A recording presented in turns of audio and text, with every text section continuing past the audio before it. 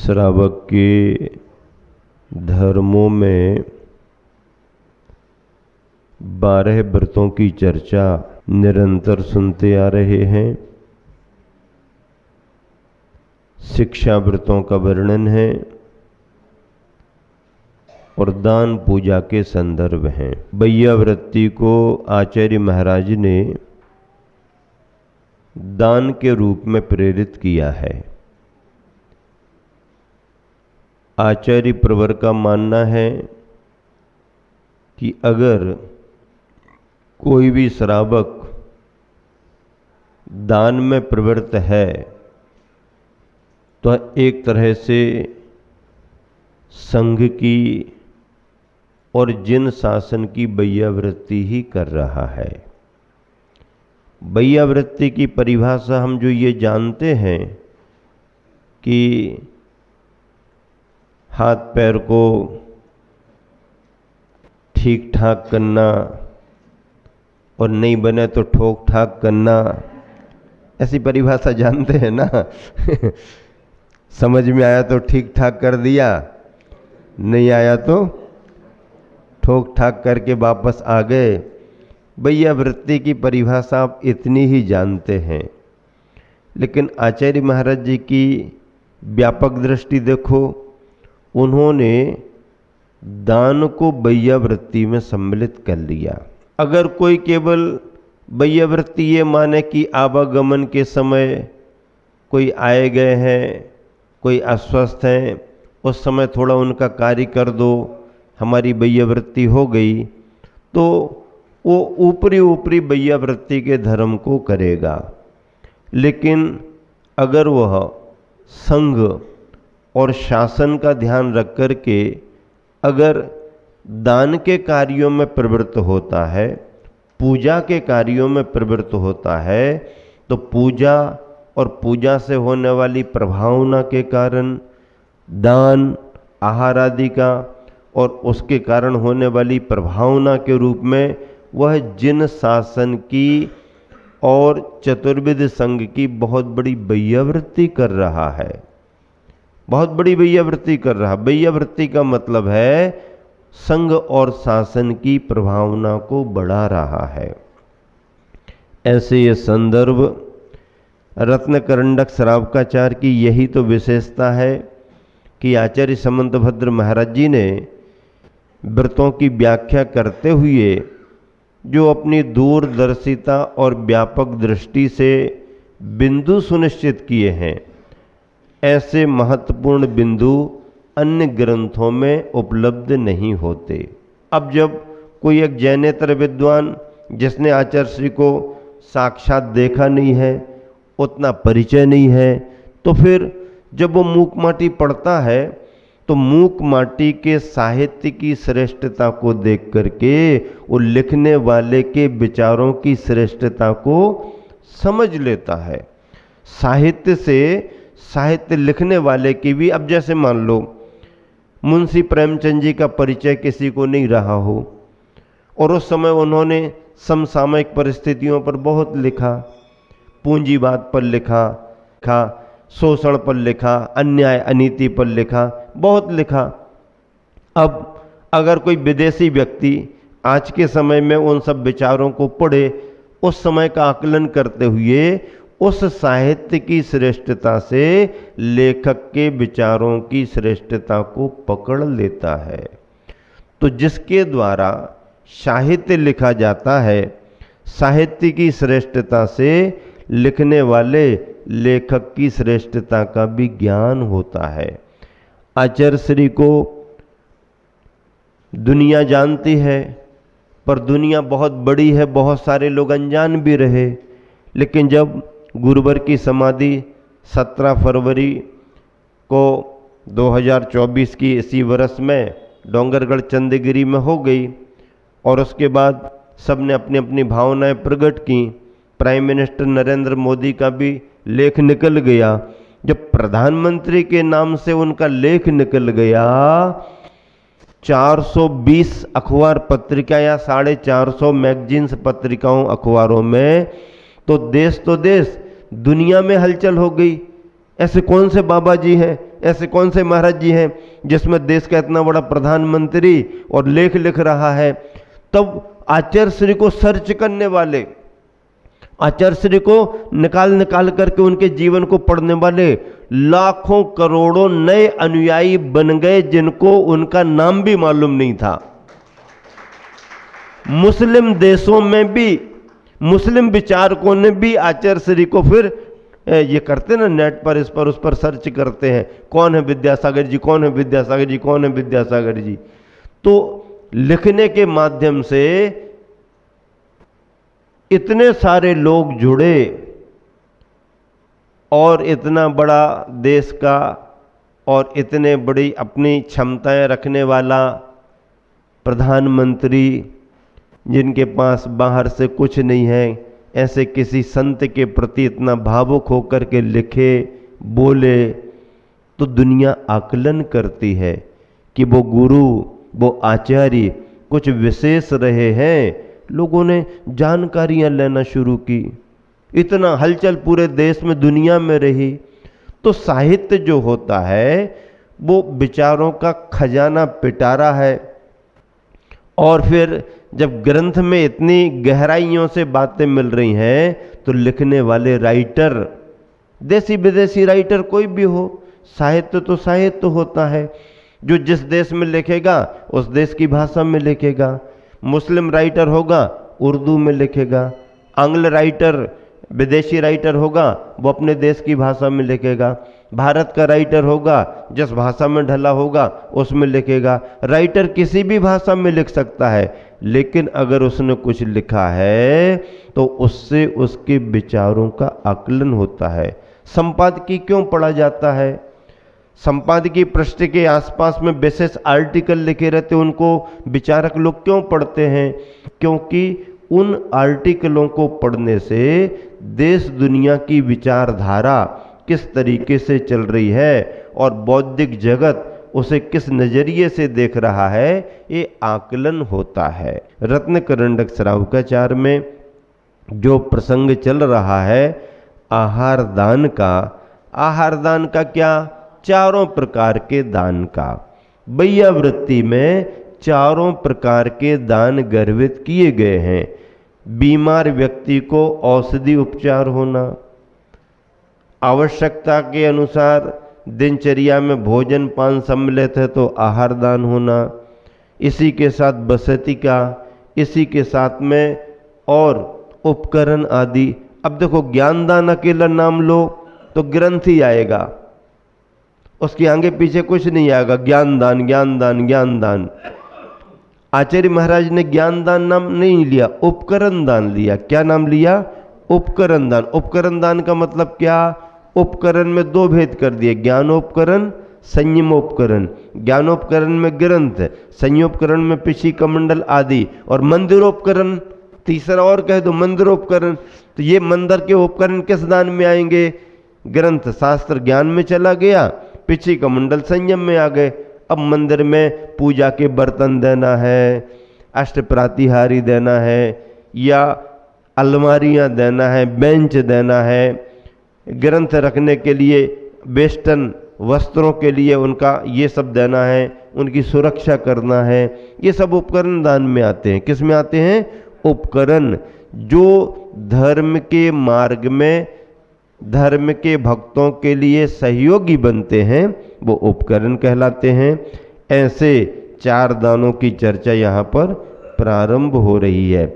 देखिए page number 79, श्लोक number 117। आहार औषध योर उपकरण बासयोश्च दानेन वैयावृत्यं ब्रुवते चतुरात्मत्वेन चतुरस्राः। चतुरस्राः सुजान, चतुर, विद्वतजन अर्थात गणधराधिक ज्ञानी पुरुष। चतुरस्रा का अर्थ क्या लिया? ज्ञानी पुरुष, विद्वान जन, मुनिजन, आचार्य जन। क्या कहते हैं? आहार औषधियों, आहार को और औषधि को दान में गर्भित कर रहे हैं। आहार दान का मतलब है अन्न का, भोजन का आहार दान। औषधि शरीर के योग अनुकूलता बनाए रखने को, प्रतिकूलता दूर करने को औषधि का दान। और उपकरण आवासयोः उपकरण दान में ग्रंथ आदि भी आते हैं, पिच्छी कमंडल और मंदिर संबंधी पूजा प्रभावना के जितने साधन होते हैं वो सब उपकरण दान में आते हैं। आवास यानी बसति का, के अपि दानेन दान से वैयावृत्य को चतुरात्मत्वेन 4 प्रकार का ब्रूहते कहते हैं। आहार, औषध, उपकरण तथा आवास आदि इन चारों दानों के भेद से वैयावृत्ति भी 4 प्रकार की होती है। क्या 4 प्रकार की? वैसे तो वैयावृत्ति का स्वरूप अपन समझते हैं, फिर उनकी चर्या में अनुकूलता प्रदान करना ये भी वैयावृत्ति होती है। लेकिन आचार्य संबंधभद्र महाराज जी ने कहा कि श्रावक 4 प्रकार के दानों को दे करके भी संघ की अर्थात जिन शासन की वैयावृत्ति करता है। बड़े बड़े राजा महाराजा हुए, बड़ी बड़ी गुफाएं बनाई, उनमें मुनिजन निवास करते थे, स्वाध्याय करते थे, साधना करते थे। अभी भी देश में बहुत गुफाओं के स्थान प्रसिद्ध हैं। एलोरा अजंता की गुफाएं, एलोरा में हम लोग 3 महीना रहे, बहुत अच्छे।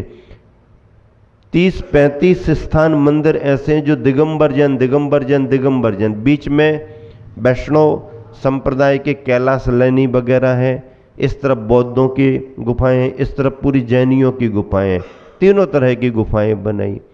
और भी अनेक जगहों में विदिशा उदयगिरी में गुफाएं हैं, खंडगिरी उदयगिरी में, और भी अनेक जगह पुरातात्विक महत्व की गुफाएं हैं। शिलालेख हैं, सम्राट एल खारवेल ने सबसे बड़ा शिलालेख लिखवाया था, उदयगिरी खंडगिरी में लगा हुआ है।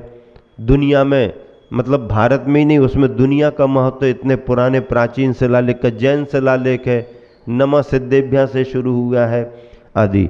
तो ऐसे ये बसति का दान में आते हैं। मंदिरों का निर्माण करना, धर्मशालाएं बनाना, संत भवन बनाना, विद्या स्वभाव भवन बनाना है, या जो भी महाराज जी माता जी आए उनके नाम को लेकर के करना, ठीक है, भावनाएं रहती हैं। ये सब बसति का आवास दान में आते हैं।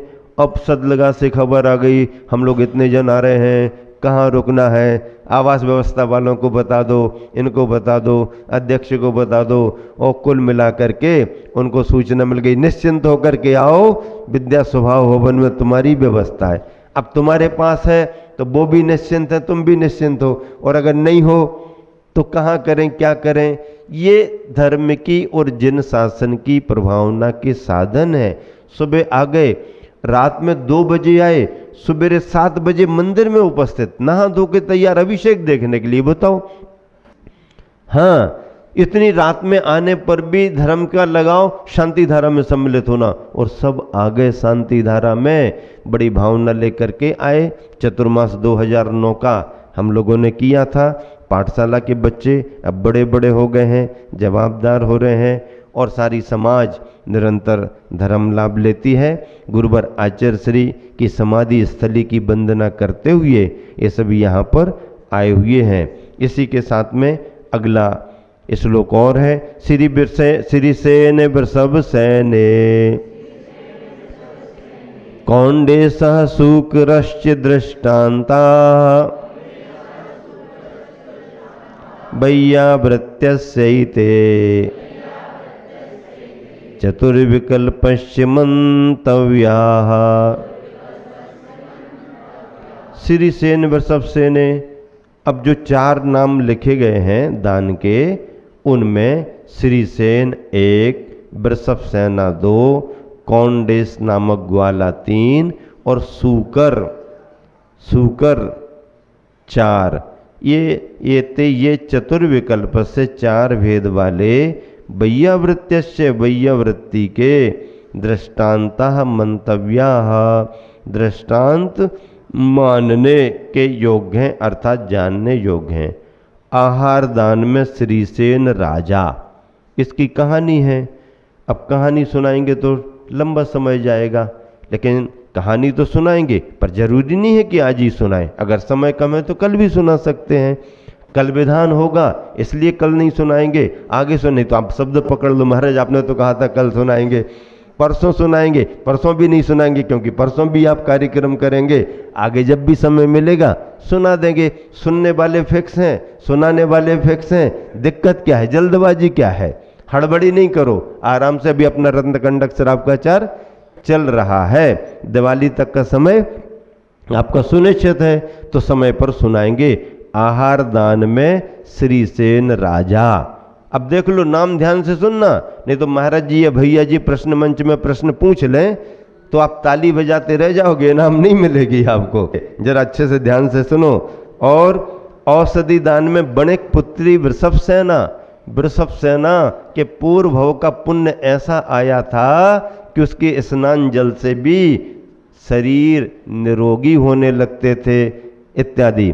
तो वृषभ सेना का नाम औषधि वैयावृत्ति के रूप में। और कौंडेश ग्वाला, ये तो आपको पता है, ये तो खूब सुना है। हाँ, इसीलिए तो रोज शास्त्र भेंट कराते ना। हाँ, शास्त्र भेंट कर लो कर लो कर लो। महाराज जी थोड़े देरी से भी आए हैं तो कोई बात नहीं, कर लो कर लो, और 2 मिनट लग जाने दो। बहुमान मिलता है और जिनवानी भेंट करने का संस्कार आता है और महाराज जियों का परिचय है तो उनकी भावना भी रहती है, जरा हमारे को शास्त्र भेंट करने मिल जाए। मिल गया कि नहीं मिला? अभी काकू की खबर आई थी, हमारे को दान करना है, हमने शास्त्र भेंट किया है, शांति धारा में नाम बुला है, हमने कहा सब हो जाएगा, चिंता मत करो, आपका दान भी घोषित हो जाएगा। इस तरह से सभी लोग लाभ ले रहे हैं। और सूकर, अब बताओ, सूकर का नाम ले दिया आपने, इतनी बड़ी बड़ी धर्मशालाएं बनाई, इतने बड़े बड़े काम किए, आप लोगों के नाम नहीं आए। और बताओ, उसने पूर्व भाव में कोई धर्मशाला बनाई थी और फिर बाद में ऐसा वैसा, उसकी कहानी बहुत अच्छी है, सभी सुनना। जीव किस पर्याय में इसका महत्व नहीं है, जीव के परिणाम कैसे हैं और उसका संस्कार कैसा काम कर रहा है, महत्व इसका है। ये सभी प्रसिद्ध हुए। पद्यानुवाद पढ़ करके विराम दे रहे हैं। 117 और 118 नंबर का पद्यानुवाद आप सभी लोग मिलान करें। पेज नंबर 117 पर 117 और 118।